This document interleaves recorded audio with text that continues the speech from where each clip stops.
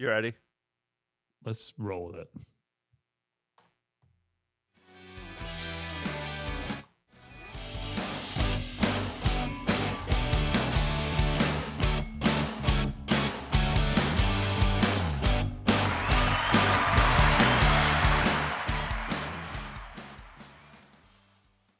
Hey, fans, I think I went a little too early with that intro and the countdown didn't start yet. So welcome to another installment of the Nailing History podcast. The post-first, like I know SNL talks about it. It's our post-election episode. We finally made it here, fans, and we are stoked. Happy to have you back. Welcome. Great episode. They should be happy to have us back. I think we all need a little humility in our lives after this election season. Well, fans, you should be happy to have us back. Touche. We're happy you're listening. Well, Matt and I are happy to be back with you. Yeah. How was voting, John? Did you get out there? Voting was good, yeah. So polls opened for any of you out there who voted the day of. They did. Well, a lot of people were doing early voting. A lot of people were doing mailing in. This isn't 1940 your grandpa's election anymore. Nope, not grandpa's election. So there's multiple ways of doing it. But I decided to wake up at the crack of dawn, and I got there.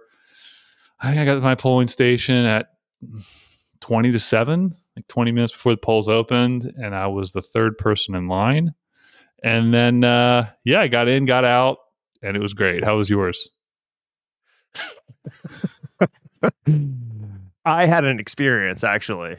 I don't know if I've told you this. I think I might be keeping it just to get it out there. Most people, I think, probably most of our fans I've told this to personally. I don't know if I've told you, though. I had an experience at the polls. I was unaware. What happened? So I think you might know that, and the fans might not know. I don't know if we talked about this on air, but I had checked. So all these commercials, these election polling, all these election commercials. One of them was like, make sure you go out and vote because your voting history is public record. So you don't want your friends and family to see that you don't vote. Right. I saw. So I was curious. So I was curious when they say voting history, is it like how often you vote? Do you know who they voted for? I didn't know exactly what all was on the record. So I'm like, let me look it up. So I looked it up and I looked up my voting record, and my voting record said that my registration status was inactive, which was strange because I just thought that was strange. I actually had recently updated my registration for the 2020 election. I updated my party, I think, and maybe, I had to do my address a little bit before that. And I think I updated my party, and then I voted in 2020. I think I voted in 2022, but I was like, I don't know why my status would be inactive. I Googled it, and apparently if you don't vote within 5 years, your registration status automatically goes inactive. Okay. But you can still vote. That's what this website said. So I was like, okay, that's weird because I did vote. So, I'm not going to... Does it just re-trigger your vote? I'm not going to conspirize. Is that a word? Yeah. Or I'm not going to conspirize, but it sure sounds like my vote hasn't been counted in the last couple elections. But neither here nor there. I go to my polling place, and I get up to the desk where they have the book, and the old people are, who volunteer are there. And she's like, "What's your name?" And I was like, I told her my name, and I spelled my last name like I always do. And then she opens the book, she flips to it, and in like watermark in my box where my name is, it says inactive. And I'm like, uh-oh. So I'm like waiting in line. I didn't wait super long in line, but there was a line in front of me and there was a line behind me. So there were a lot of people. There were a decent amount of people in my polling place. This lady at the book goes, "Hey, Jerry, we got an inactive voter over here. Jerry, inactive. What do we do?" Uh-oh. I'm like, oh wow. God. It was so humiliating. I'm like, I'm like, it's hot, and it was hot in there, but I could tell I was getting like flushed. I was so embarrassed. Everyone's like, "Oh, this chooch doesn't vote. Oh man, this Or didn't he check it. decides for this. Finally decided to get off his butt and vote." Election of our lifetime, as they say. Every 4 years, we live through one, and this guy didn't even have the time to check if he was an active voter or not. No, Wasting I did. our I time. checked. And it just happens. It just so happened that the day that I checked was like the day after the time where you could like register or like change your like update your information so you Right. wouldn't have been inactive. I just didn't think I had to do anything. I don't know why I was inactive. It doesn't make any sense. But then, full disclosure, this was the first time that I voted where in Pennsylvania, I know everyone does things differently, but in Pennsylvania, you fill out like bubbles. And it's basically like in high school when we had the Scantron, you fill out the bubbles in pen. I wish we had pencils, but we had pen. And this was the first time that somebody actually helped me put the sheet in the scanner. Every other time it was just like a self-service, like put your sheet in the scanner. So I'm thinking maybe I didn't do that right. It's possible. In previous times, and they had it, and they were recording you, like this guy. year there was a guy. This year there was a guy who helped me. He's like, put it face down and through the scanner. He's like, wait to make sure that the screen says, your vote's been counted, and then we're good to go. And I don't remember doing any of that. Do you remember putting it anywhere? I put it in the scanner, but I really think I probably maybe I put it face side up.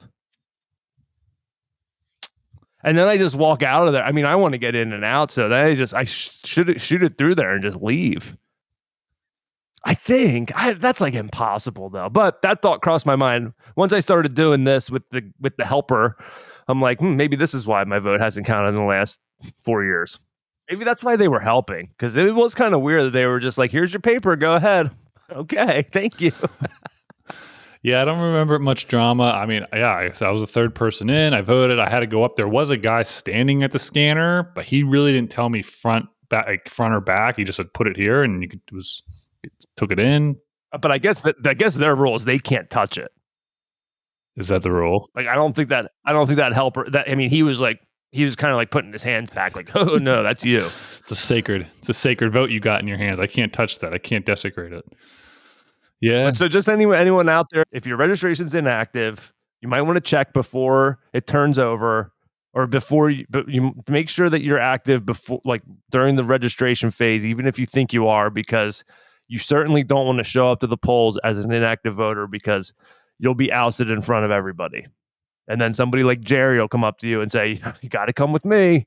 Then I had to walk back to another table. I had to fill out an affidavit saying that I still voted. And I'm saying, like, "Well, Jerry, I mean, I voted." I don't understand. He's like, "It's not that big of a deal. Just here." And I'm like, "Sure, it's not that. I mean, I didn't think it was the time or place to like start, saying like, what's up with my vote not getting counted." But I was just like, well, it's kind of a big deal. I don't understand why I am inactive, but he's like, "Don't worry about it." I'm like, okay. So I'm like, all right. So I signed it. I'm like, man, it is hot in here. We were in the basement of not the basement, but a first floor of like a nursing home. There was no air conditioning.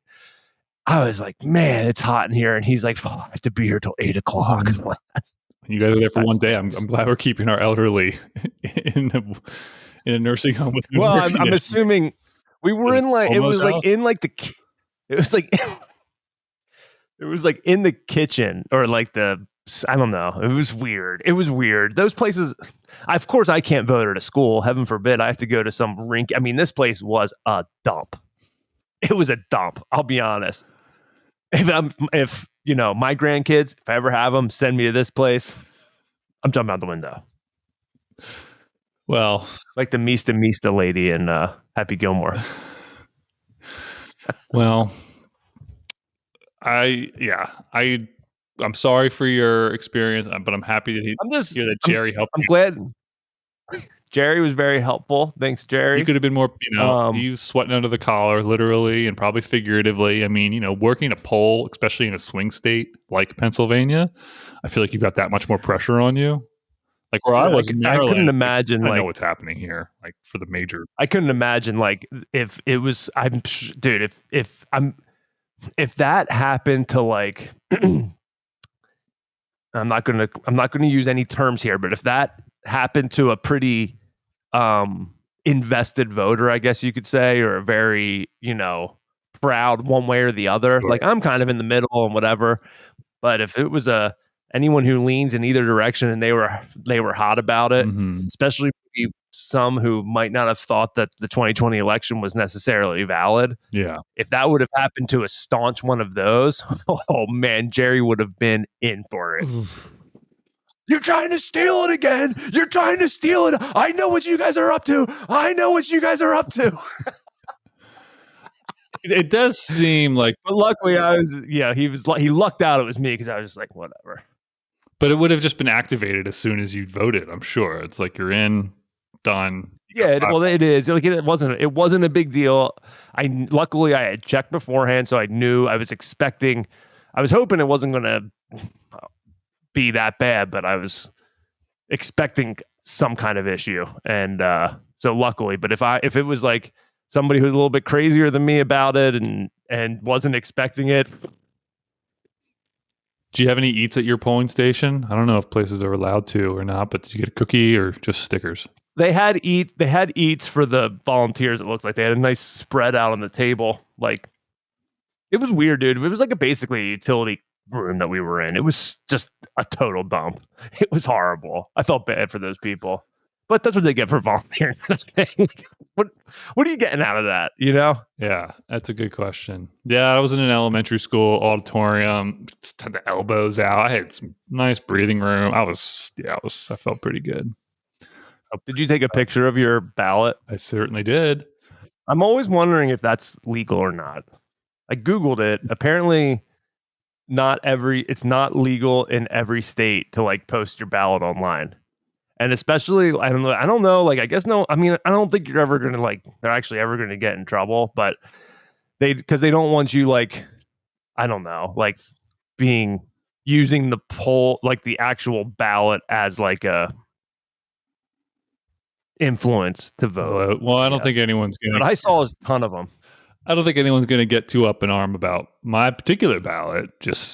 I'll leave it at that. A few write-ins here and there, if I'm being totally honest with our fans, and a lot of no's.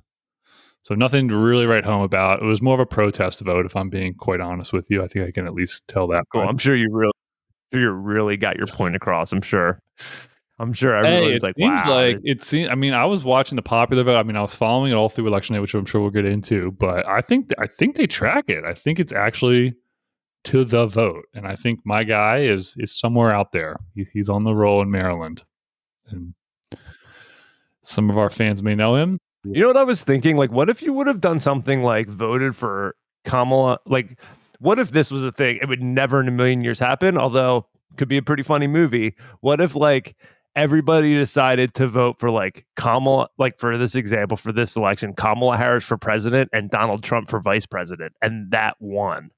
Would that happen? And also, that I guess it would, right? Well, I mean, I guess it would kind of go back to the beginning a little bit, like the founding of the country before we voted separately for president and vice president. It was just whoever got the most electoral votes was president, and the second most was vice president. And yeah, they were from different parties, John Adams and Thomas Jefferson. Right, but I'm just saying, like, would they be forced to work together if everybody voted that way? It'd be kind of funny. Can you imagine? Yeah, I don't know if you can decline like that. I mean, obviously, if you win, you won it because you've been campaigning to win with your chosen running mate. But if you're voted in another combination with somebody else, I don't know if you can. Can you decline? Yeah, no, I didn't want to win in these terms. Well, and also, like, if it was just a write-in and you didn't run and you won, would you be able to say like, nah? I guess that would be never. I mean, there was a movie with Jack Lemmon and I forget the other actor's name called My Fellow Americans. I don't know if you've ever seen that. There are two former presidents. It came out in the 90s. Yes. You've seen it? Mm-hmm. They're on the run, and one's like a Democrat, one's a Republican. So basically, these two former presidents from different parties, I think they campaigned against one another in like two different campaigns. One won one election, another won the other election, and the third election, They both got voted out. But then I guess they came across this information. They knew some state secrets or whatever, and they were basically on the run. They had the deep state effectively from the next administration kind of came after them. And so these guys end up together, and they have to kind of run through the forest, and they're basically just on the loose. It's a comedy. But I remember there's a scene. It's a not good movie. It's not good, but it's kind of like, I know at the end of the film, I don't want to give the spoiler because it's such a great movie, and I know friends are going to see it. But I remember there was a scene where they end up at at a Wizard of Oz, like a little bimetallism, maybe. Well, not the bimetallism. It's a Wizard of Oz, like Dorothy, like fan club convention. Like everyone's in drag, dressed up as Dorothy convention. And one of the guys that they bump into, it turns out that he's like in his real job is like a sniper for the White House, and he like saves their lives. He like shoots somebody later in the movie because they're like nice to him. And then he saves their lives. And then they end up running together. At the end of the movie, they run together, and they're like, who's president, who's vice president? Oh, we don't know. And then basically like one tricks the other one to like pick a quarter up. And then he's like, oh, my fellow Americans. Like that's how he becomes president. So maybe that's how they would do it if Kamala and Donald were elected. Sure, that's exactly how it would go. It was the 90s. Anything was possible. The world was all of our oyster. So there were a couple things, John and I were talking about. What can we do? I don't really want to talk too much about the election because I think everyone's kind of over it, but we can we just wanted to kind of tie it into any historical events. I think we had quite a prominent moment. We had an occurrence that hasn't happened in over 150. It's been a while. 20, 30, 40 years. I don't know when 130. It's only the second time it's ever happened. Yeah, so we had Donald Trump won, and he's the second president to ever win non-consecutive terms. And I always thought that, I just remember in elementary school, all the presidents, the names of all the presidents and their portraits were all like listed across the top of the room. And I always remember like looking at Grover Cleveland and just like, man, what happened there? Like, you lose, what are you doing? You're going to run again. Like, I just thought it was so absurd that somebody would do that. And we got it again. Yeah. Which is great. It's just so great. But he was a popular guy. And well, yeah, so it got me just thinking like, well, what I don't know much about Grover Cleveland, so I figured just let's see what I can learn about him. Maybe there's some similarities to the elections, anything like that. Well, he was, as Matt had said, he was the first president to win 2 non-consecutive terms. But what made that particularly stand out was that he was he won as a Democrat at a time when Democrats were kind of seen more as the small government party. And, a lot of their support was in the South, but there were Northern Democrats as well. But he was known before he even came into the presidency for cleaning up corruption. That was kind of his big thing when he was governor of New York and mayor of Buffalo. Like, he would always keep his door open, and whenever he had someone come into his office who was trying to, have him engage in graft or, some form of corruption, which was definitely what happened back in his times. It was pretty openly done. He made a point of kind of raising his voice and yelling at them and telling them out of their office, like, to say, like, corruption will not be happening here. In his first term in office, one of the major things he ran on was kind of taking corruption out of the pension system, which was developing. So a lot of former Union veterans from the Civil War, everyone and their mother seemed to be claiming a pension from even injuries that weren't sustained during the war. This was a time, nowadays, if you serve in the armed forces, you're going to get something, so maybe a small pension or kind of some additional benefit. But back then it was like, if you weren't actually injured, you weren't going to get much. So yeah, he made a big point of vetoing a ton of bills that came before his desk, looking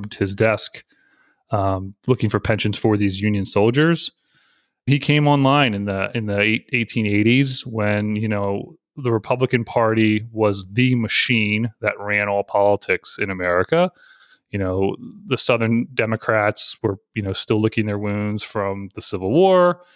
But the North was effectively run by Republicans, and a lot of these Republicans were super corrupt, led by people like James Blaine, led by people like Roscoe Conkling of New York, I believe. Ulysses S. Grant's 8-year administration was extremely corrupt. And so by the time he comes around, like people, no one thought a Democrat could really break into the Republican, stronghold. And he did. He found he was very popular. He was a leader of the Bourbon Democrats, which basically they stood for opposition to high tariffs, which is a little different to Mr. Trump. They stood against free silver, inflation, imperialism, subsidies to businesses, farmers, and veterans. So, I mean, big, small government. He was a small government guy to the core, anti-corruption. In my personal opinion, one of the best presidents ever. If we're going to grade him by his oath to defend and uphold the Constitution. And he won the popular vote all 3 elections he was in. So he won non-consecutive terms, but in the election in between those terms, he lost the Electoral College, but he didn't win the popular vote. So each election he was in, he won that popular vote. And he was a beast for sure. So I don't know how much more you want about his early days. He was a lawyer from Buffalo for a while and did a lot of other stuff. He was a bachelor when he joined the White House, when he went into the White House, and he married, I think he was 47 when he got married, and his bride was like 21, and he knew her since she was like a baby. Yeah, so it's a little weird. Yeah, he met her when he was a baby. When he was 27 years old, he met his future wife. She was the daughter of his law partner, close friend, Oscar Folsom, which we'll get back to him in a bit.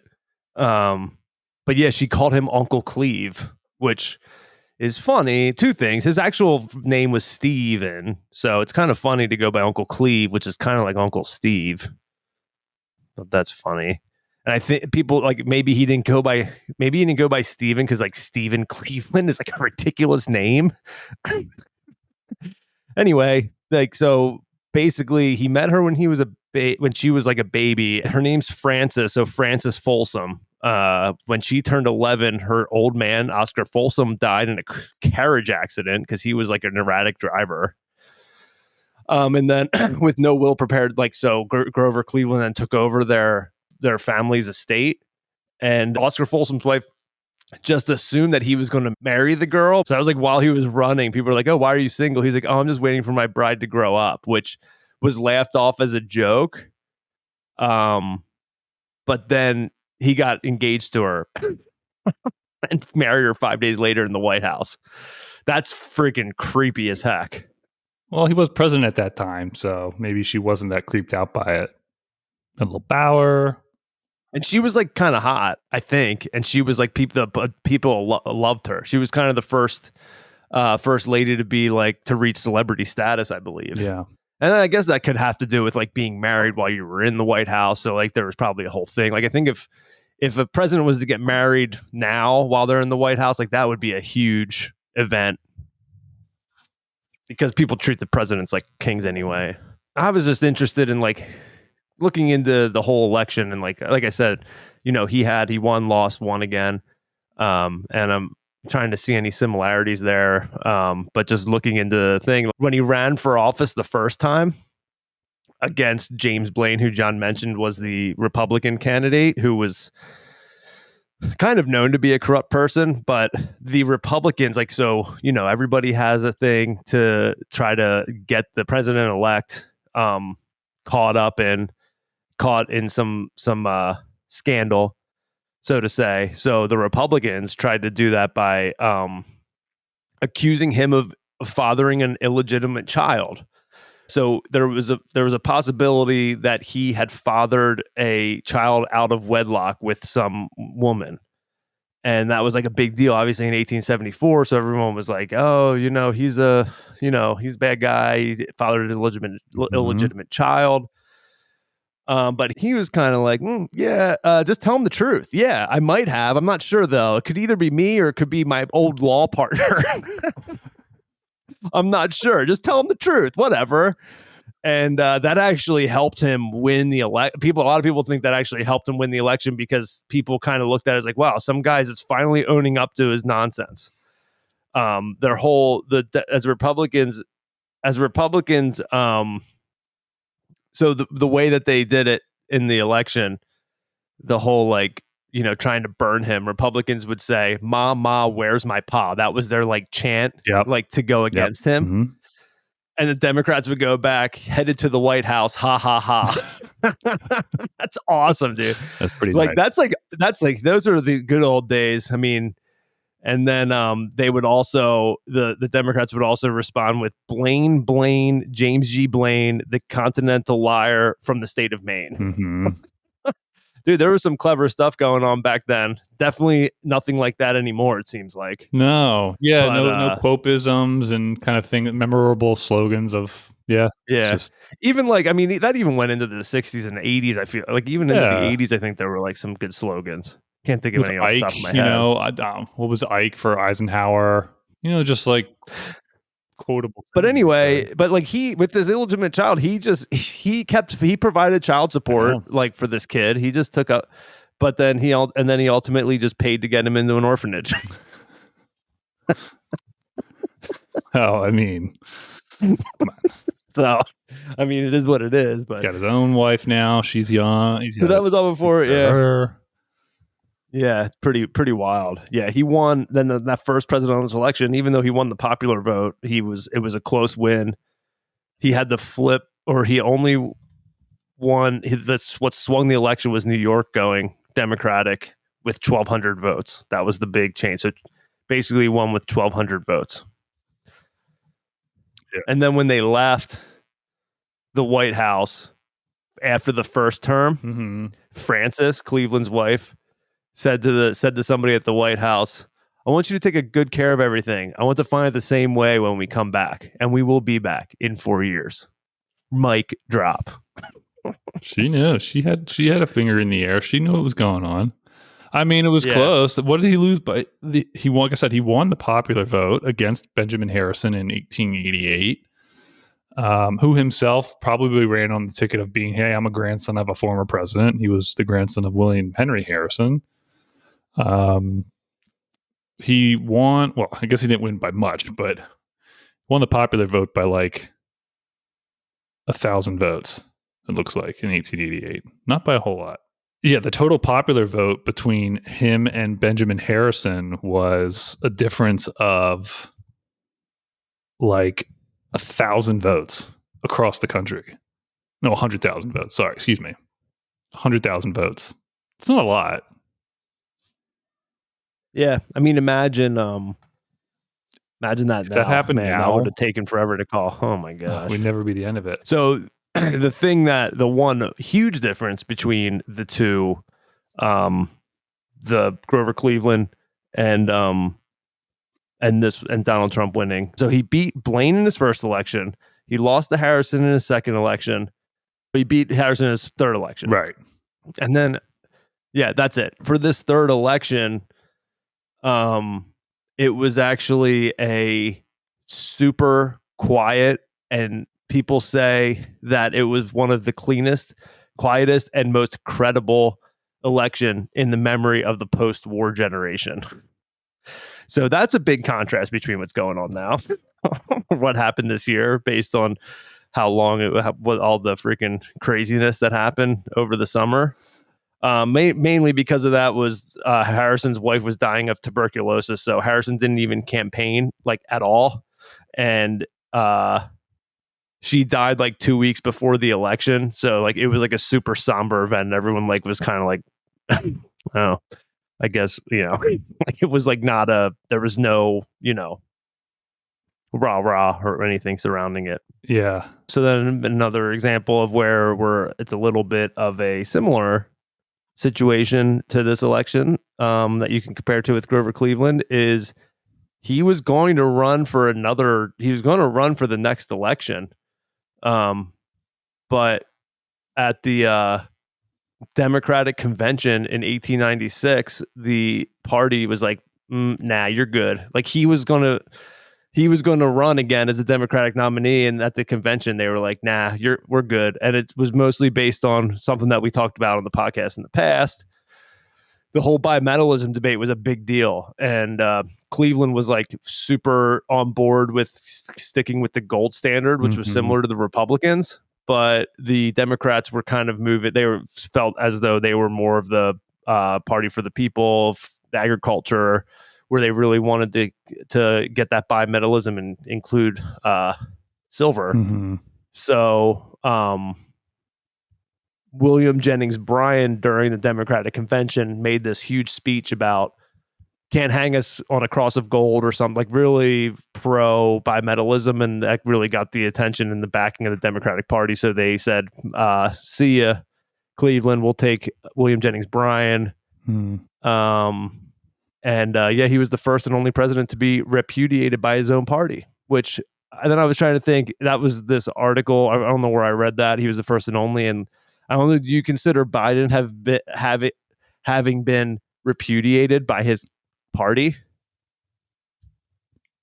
It's close. It's close. They kind of banned it. I wouldn't say that was the first time either. I think John Tyler would probably qualify under that too. I mean, he was basically kicked out. He was kicked out of the Whigs. He was elected with so that's why I don't know if that means like at the convention. I think that's kind of what they were getting at.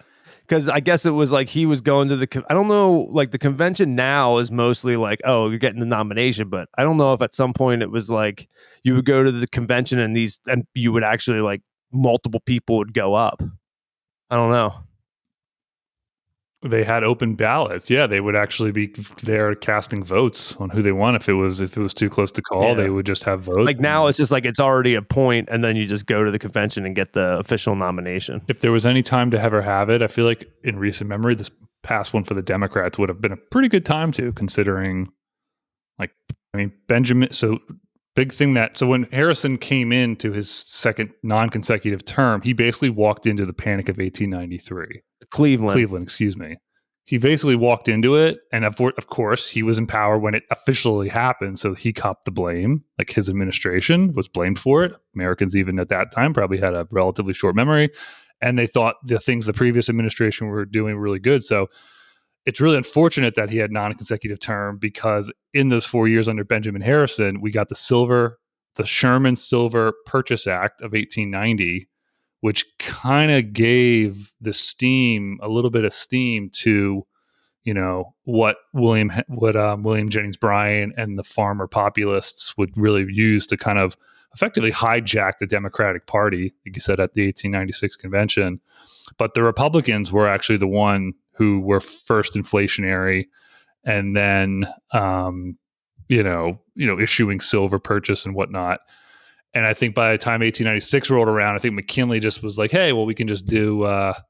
We'll just take the gold mantle, because we need something to differentiate us from the Democrats, but we're still going to be the high protection side."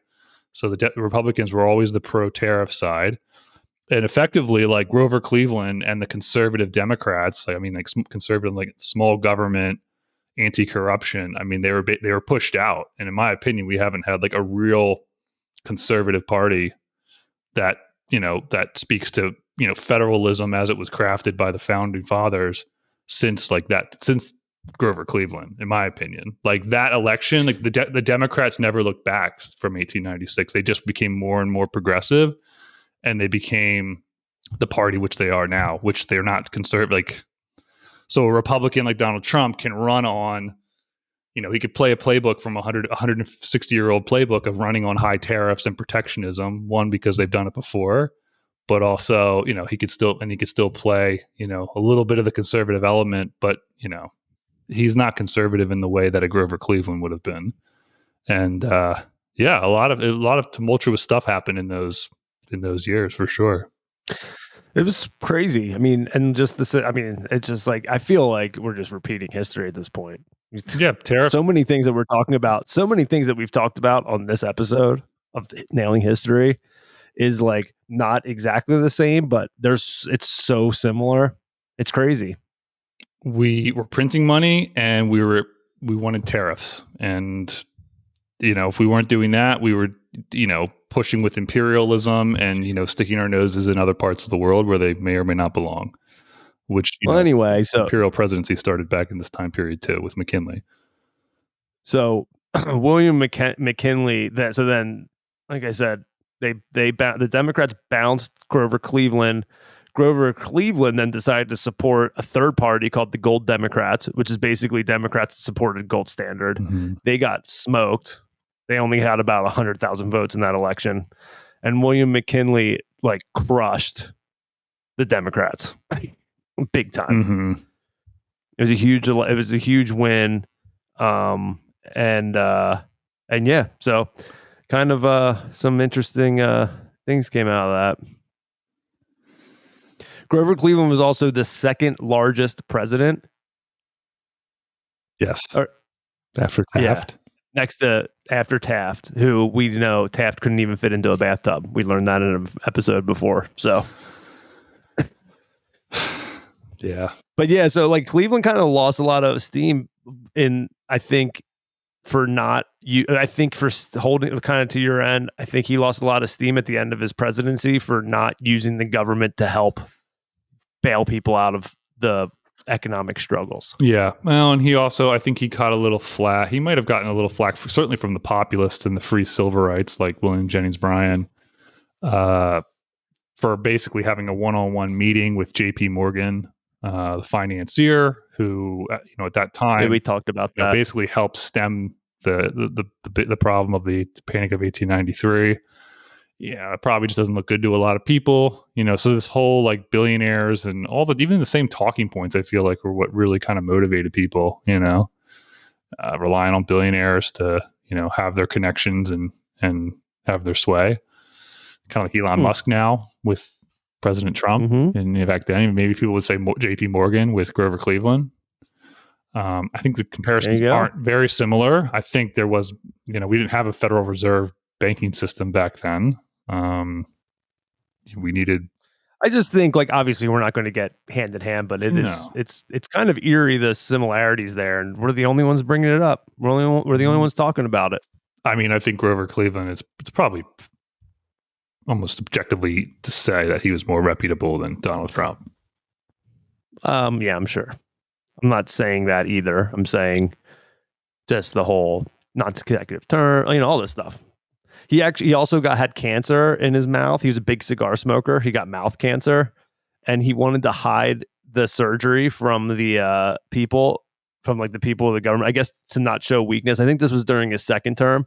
So while he was planning on running for a third term, he didn't want people to see that. So he got a surgery on a river cruise. Yeah. He said he was going on a vacation on a cruise and got surgery on there. The tumor's in the Mutters Museum in Philadelphia. Nuh-uh. Yeah, it is. The Mutters Museum? Is that not Mutters Museum? The Mummers? Mummers Museum, sorry. Yeah, with all the oddities and stuff, it's there for sure. It's in a jar. It's there. I mean, it's liquefied or whatever they would have done to preserve it. That's disgusting. Part of our it's part of our, yeah. So when you guys are looking at, I think there's interestingly a lot of similarities there. I don't know. That's all I have to say. But I guess you could say that for, I don't know, kind of any election or whatever. Well, they didn't give up the fight, It just... he's related to the guy that Cleveland, Ohio is named after. I was reading that, yeah. Don't know how far the relationship went. He must have just been such a straight shooter, in his personal life and political life, that enough people saw that and were like, wow, this guy's That's what I'm saying about that's what I'm saying about elections now, man. I mean, how much would you appreciate if a president would say at one point, yeah, that didn't work out that great. Probably could have done that differently. How much would you appreciate that sense of honesty and ownership of your actions than I don't know what you're talking about, or just total not, I think that's what I would want as a president, somebody who can own up to his flaws, because in my opinion, if you don't own up to them, you'll never learn from them. Yeah. Also, I don't think Grover Cleveland's been a chance to be on a hot mic in a bus with Billy Bush on Access Hollywood. at any given time in his history. So I think, like, I'm sure he said off the cuff stuff. He did marry that's weird. He married someone that he knew when she was a child. And That's that weird. probably raised some eyebrows. I think even that, I'm sure people were like, that's odd. But again, I don't know if they could. But then the scrutinize it as time, much. I don't know. People, dude, for somebody to say to you, like, hey, why aren't you married? And he's like, oh, I'm just waiting for my wife to grow up. What kind of answer is that? An honest one, honest but mildly creepy. That's true. I mean, we're talking Jerry Lee Lewis level weirdness, man. Remember him? He showed up to the U.S. with a 13-year-old wife, or no, Europe. I mean, he let that one slip. Yeah, definitely just let that one slip. They were just there on stage, and people were thinking, like, is that his niece? Like, who is that? Who is this girl? And then he's like, oh, my wife. And I remember that on VH1, there was like a whole documentary on it. It's like he just slipped, or I don't know if he said it or she said it, but they were like, "This is my husband." She said it. We talked about it on the podcast. Oh, you don't remember that? I remember we talked about Jerry Lee Lewis, but was that This Week in History? Yeah, I got to go back and listen to the old cuts. Yeah, you're gonna have to listen to that episode. I think the title is Jerry Lee Lewis married who? Oh yeah, it's all coming back to me. Good old days. Those were the best. Speaking of the best. Speaking of This Week in History, combined with John not remembering things, I got a little one here. Let me hit the bumper here real quick. This Week in History. This Week in History. I missed this, man. This Week in History. This Week in History. This Week in History. It is not long enough, if you ask me. It is certainly not.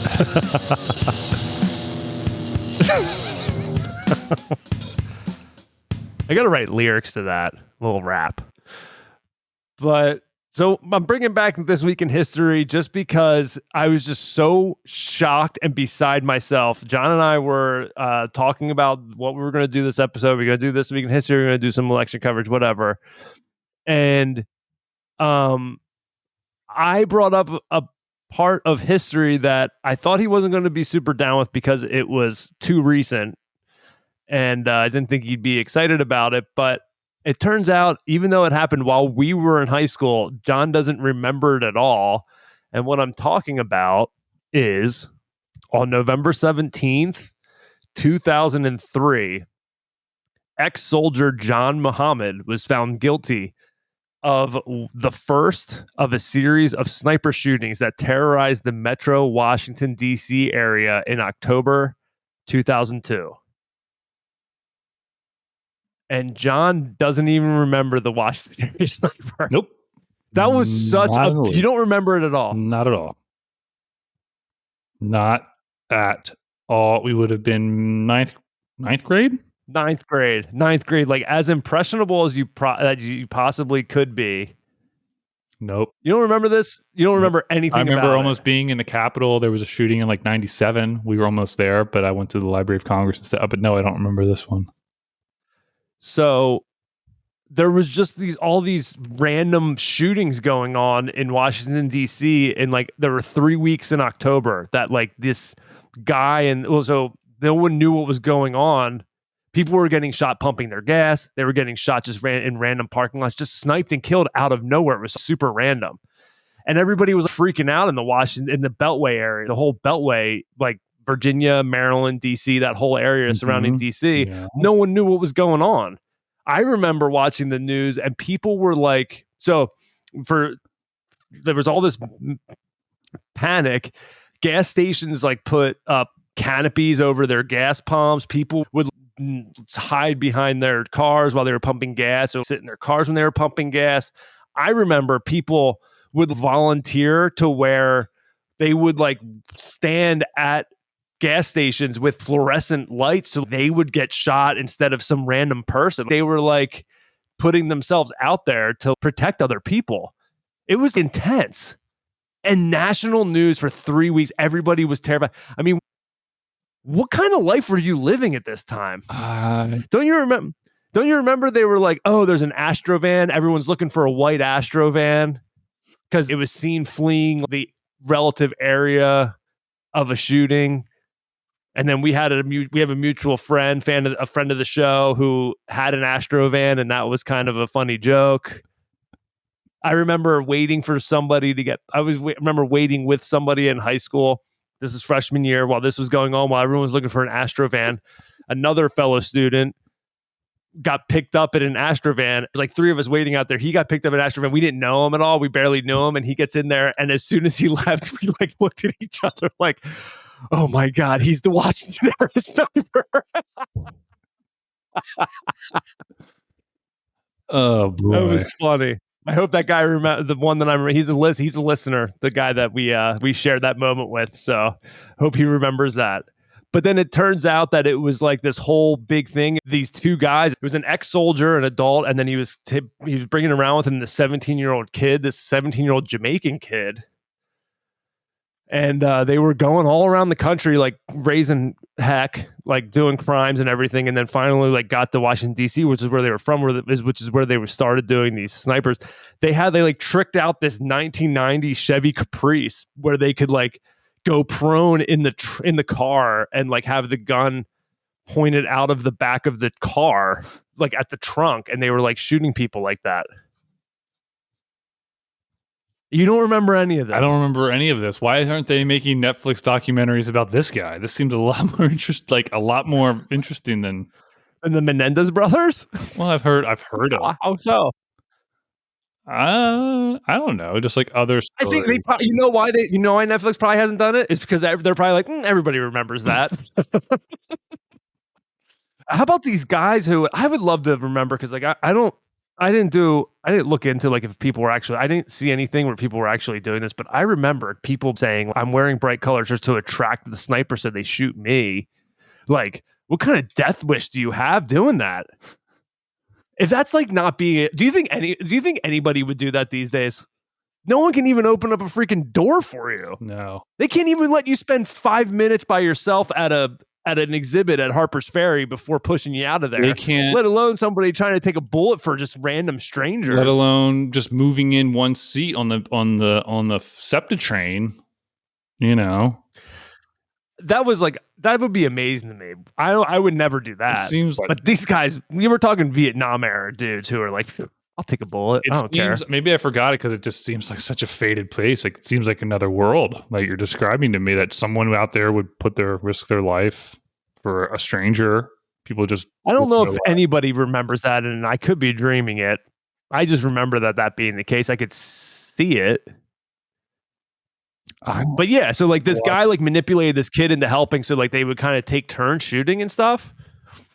It was crazy. It was a crazy, crazy time. They caught them at a rest stop.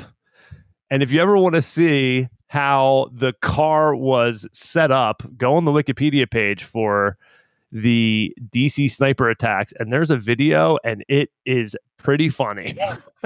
What is it? It's these 2 ATF agents. Go to the Wikipedia for the DC sniper attacks, and like the bottom in the motive section, there's an embedded video of the ATF agents demonstrating it, and they're like dressing like I don't know why they're dressed the way that they are. It's a funny video. They're popping out of the trunk here. Yeah, that's what they did. That's what I'm saying. It was like tricked out. Now, which would you rather have, that Caprice or AJ Cowan's Bronco? Not AJ. What was his name? Al Cowens. AC. Did they sell this one? I don't know. I don't think so.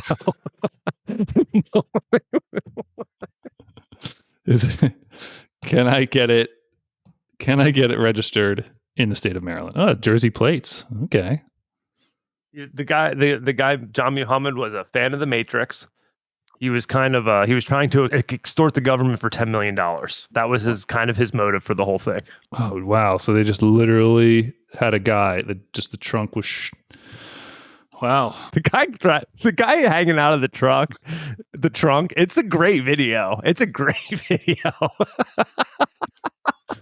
It's also not necessary. It's just like, well, how did they do it? Well, they kind of just cut a hole in the back of the bottom of the trunk where it latches. Well, no, I think it's cool to show.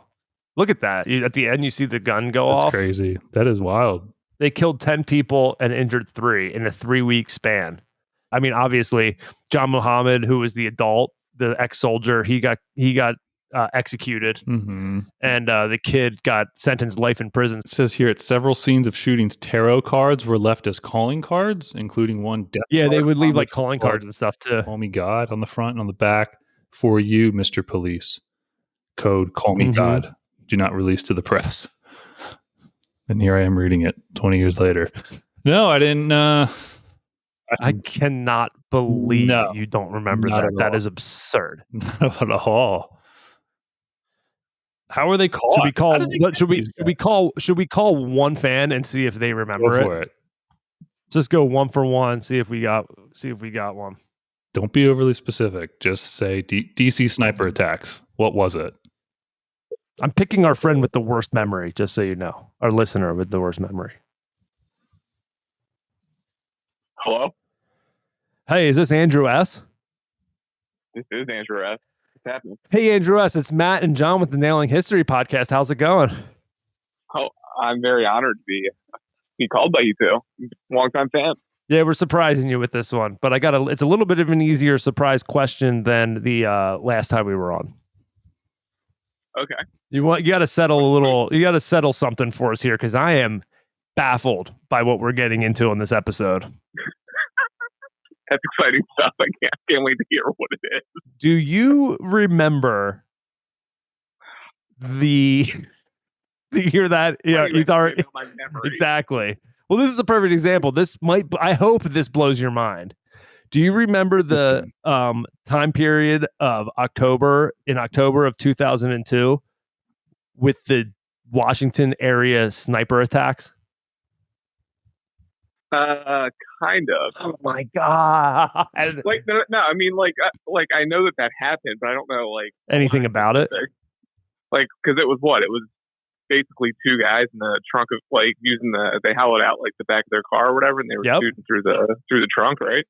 Dude, John doesn't remember it at all. It's like it never happened. Maybe I am in the Matrix. Sorry, Mr. S. I didn't. I never heard of it.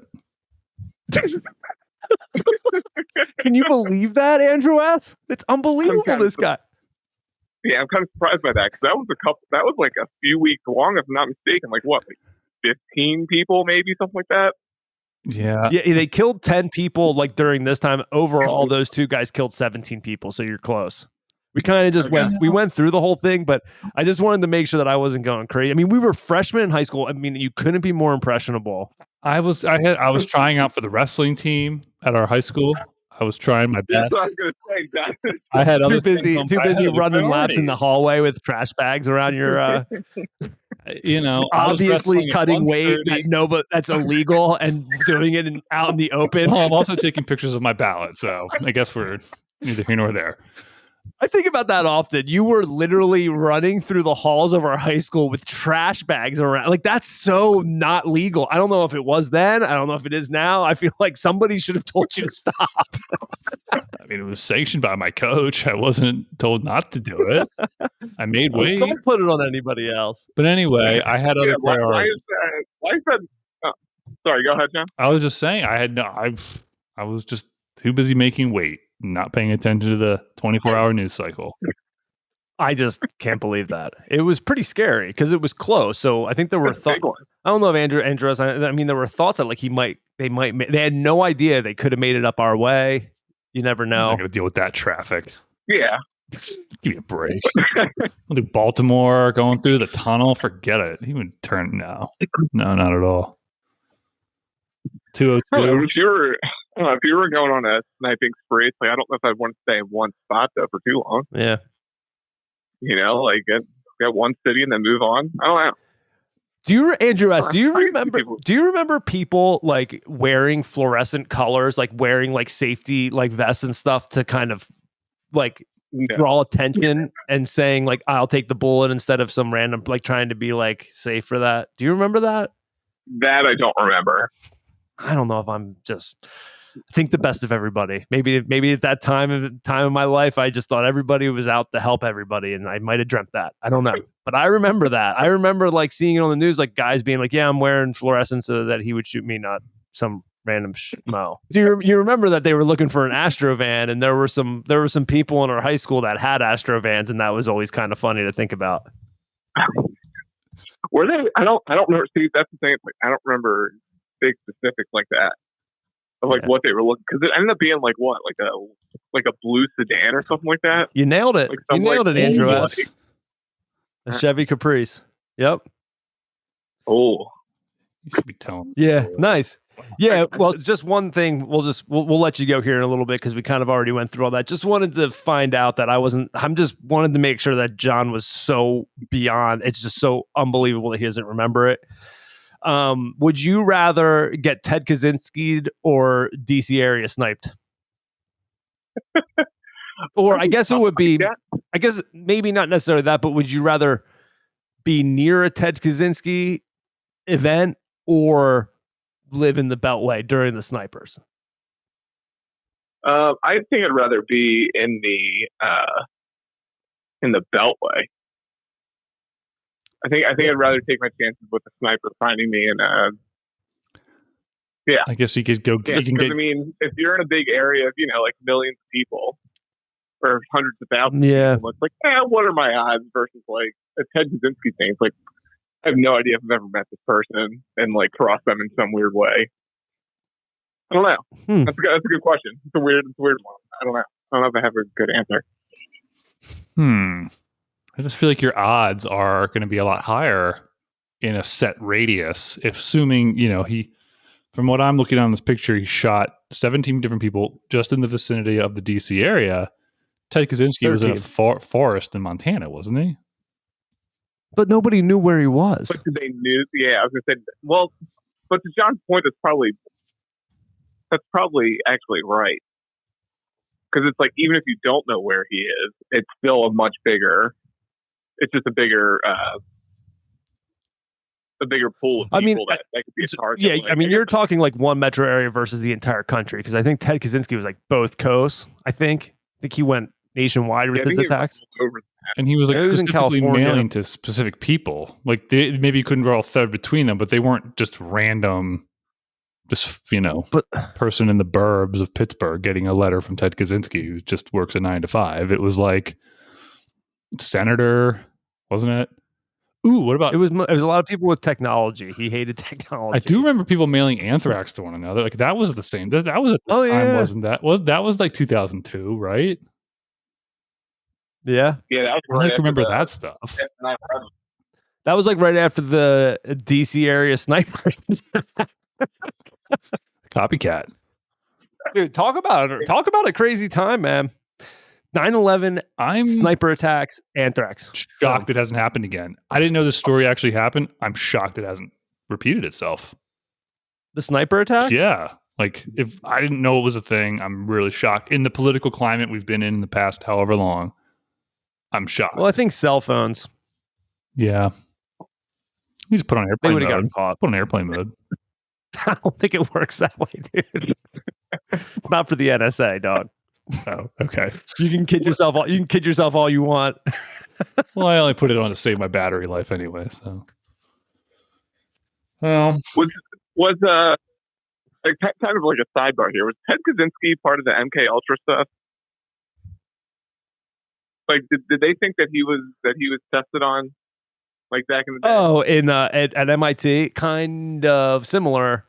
I don't know. I feel like there was one of those like. I don't know if it was that like MK Ultra. Was that when they were testing LSD on people?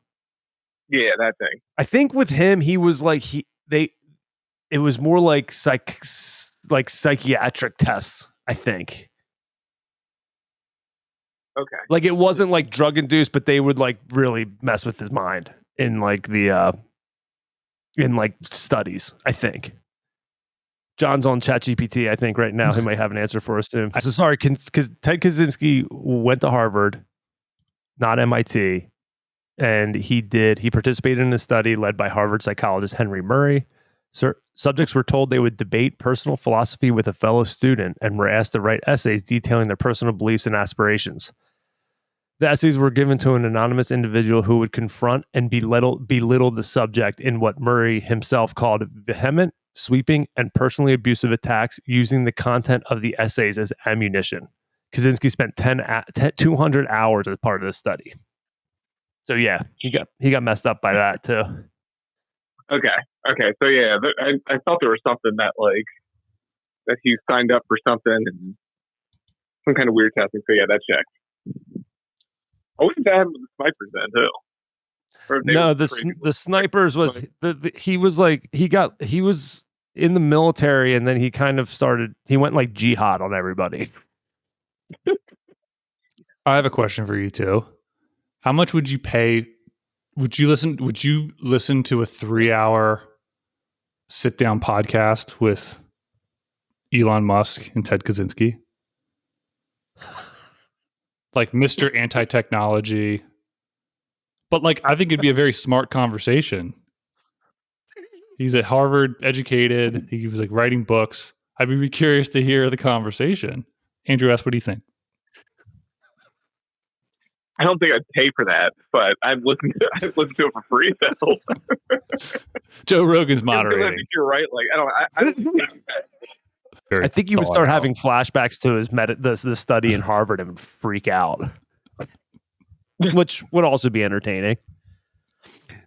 Would he have more coherent thoughts and maybe be more interesting to hear than Charles Manson? Sure, I agree. Would I want to listen to what he has to say? I don't think so. Okay. I'm with John though. I think that would be a fascinating conversation where it's like you have two polar opposites. Like I always think that's interesting. You get those types of people together. Because like one thinks one thing of like all the way to the left and one's all the way to the right, and then it's like, but where do you cross over? And like that's where you get to the interesting stuff.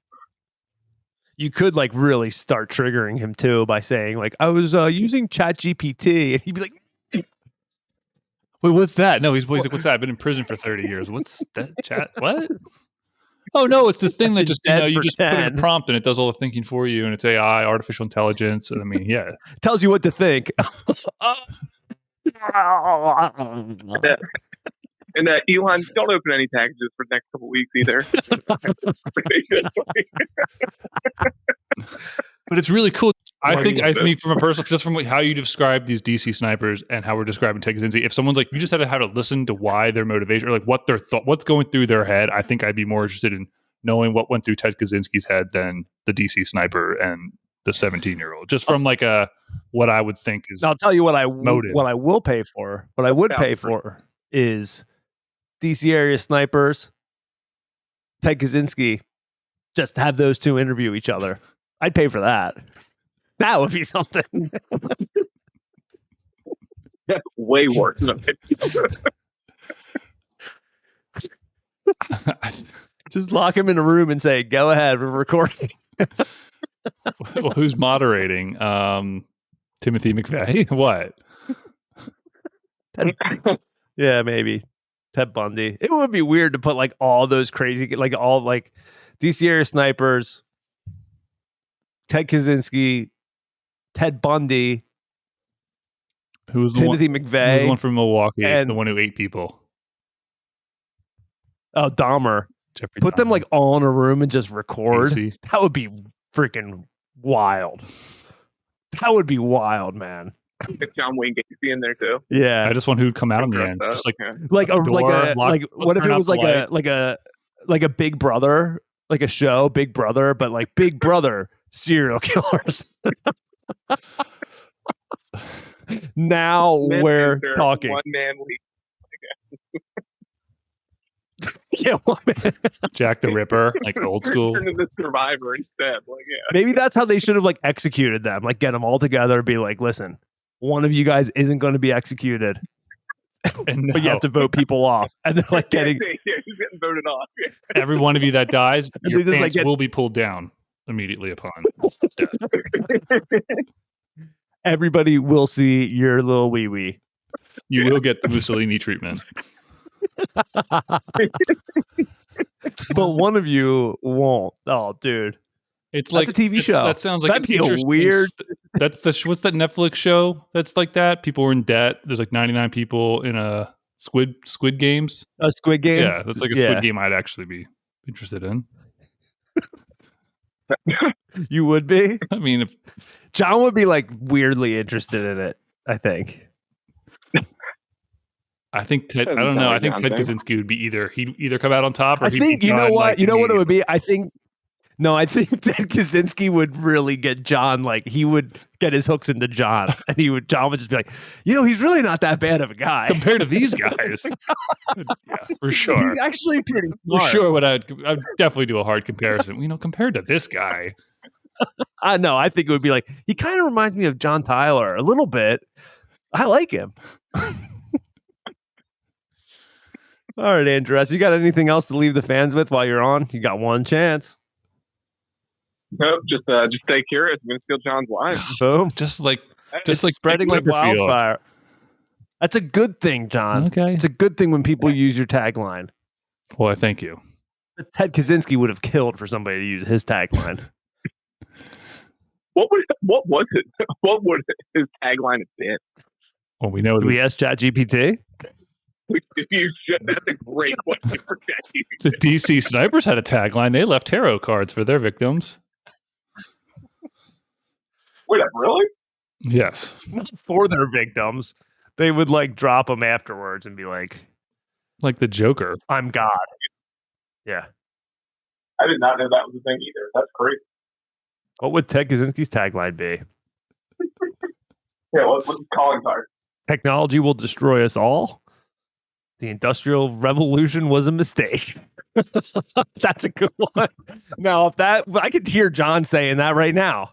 Well, the Industrial Revolution was actually a bad thing. It could be a Luddite. No, actually, no. Yeah, I don't know. I've driven through Amish country. It doesn't look that great. I don't think I could go back to it. I don't think Ted Kaczynski could live with the Amish for a week. Here, I'll just leave you with seven more. Keep calm and reject the internet. Real men don't need Wi-Fi. Siri, I'm going to have to unsubscribe. Delete your Facebook, then delete your phone. Log off, live free, or don't. Your smartwatch is watching you. If you're not using a typewriter, are you even living? Those aren't very good. I do like the Siri, I'm going to have to unsubscribe. That's a good one. And real men don't need Wi-Fi is pretty much how John lives his life. So there you go. Oh, All right, Andrew S. Well, thanks for picking up. I'm glad we missed you on the Halloween episode. So I figured I had to pick one person to corroborate my story that everybody remembers the Washington area sniper attacks. And I picked you. Well, I very much appreciate the call, and I'm happy I remembered it and did not embarrass myself. So, big takeaway. I'm impressed. Absolutely. Well, thanks for listening. As always, make sure you like, share, and subscribe, Andrew S. And anytime you want to send over a text message to us, would be appreciated. All right. Will do. All right. Thanks, Big Dog. Will do. Thank Keep you. up the good work, boys. Always. Well, there you go, John. He has the worst memory of anybody that I've ever met, and for him to remember it makes you the person with the worst memory that I've ever met. So there you go. Now I know. Lesson learned. It is a lesson learned. Yeah, I think I blacked out from 9/11 to like the 2004 election as far as like pop culture events go. I don't remember anything between 2001 and 2004.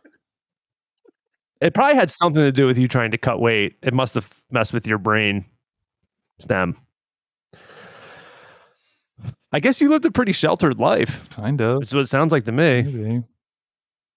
Well, what did we cover? I mean, we covered, probably one of the most reputable and responsible presidents I would say we probably ever had, and then we talked about an individual. He kind of won me. He kind of was won me not. over a little bit. I just think, just to sum it up, like I just want everyone to think about how history repeats itself, for good or for bad. It does, yep. And we've put the kibosh in, and we've made it through election and season. Well, no, I'm just saying, like the country itself, We did it. Society itself continues no matter Still what. Here. I still cross my fingers that we'll do away with multiple terms for the president. We'll have a single 6-year term. That's what I hope and pray for in the long run. I don't know if we'll get there. But everyone thought the economy was in bad shape. It shook itself out somehow, one way or the other. Might have taken World War II. Who knows? Who knows? I think it's cool to think about how the similarity. I just thought it was fun. Similarities between the two. Obviously, you're going to have similarities when you have non-consecutive terms, but yep. Well, and Grover Cleveland, certainly he beat the establishment. Trump might be more of that, but yeah, they were both kind of anti-establishment in their way. So yeah, it's interesting. Non-consecutive terms. It would have been interesting. I wonder what your thoughts would have been if Cleveland ran for a fourth time, if you would have not been as much of a fan of his. Because it sounds as though he was heading that way until the Democrats ousted him. I'll tell you who wouldn't have been a fan. Another person we've spoken of on this podcast. No, I think. Well, what was the name of the guy who shot Roosevelt? John Schrank. Yeah, he would not have been a fan of Cleveland. Now I wonder if he was a fan of Cleveland as a president. Would he have been? Yeah, I mean, he probably wasn't alive, right? No, or very young when he would have been. He would have been a young man. Well, he was. Well, when was the assassination? Well, 1913. When was the assassination? Right? Maybe so. 1913. Yeah, he definitely would have been alive. Yeah, but he would have been young. He would have been like 10. But I think Cleveland. I mean, it could be. And I mean, you don't remember what happened when you were. You don't remember a national emergency from when you were 14. So why would you expect John Schrank to remember the president when he was 10 in Germany, of all places, too? I don't know if he would have been, because I feel like I do think Cleveland tried to be, in my opinion, more in line with what the founders, maybe thought in some ways. I think politically speaking, like they might have both been more on, like he would have liked that Cleveland was more anti-imperialist in sentiment. I think Cleveland always kind of gets dumped on because of his like 2 non-consecutive terms. Well, that's just like a convenient way to kind of remember him, but then just shrug him off. Oh, yeah. Grover Cleveland. Yeah, big guy, but not as big as Taft, and he won 2 consecutive terms. Oh, yeah, we know that guy. I mean, that's him. That's his MO. He was the most. Yeah, he was one of the best, in my opinion. Up there with John Tyler, Thomas Jefferson. He was the best. They didn't. All right, John. Well, that's it. That's all that we have for you guys today. We will see you on the next one. Yeah, guys. Thank you so much for tuning in. And stay curious. You got anything to leave them with? Stay extra curious.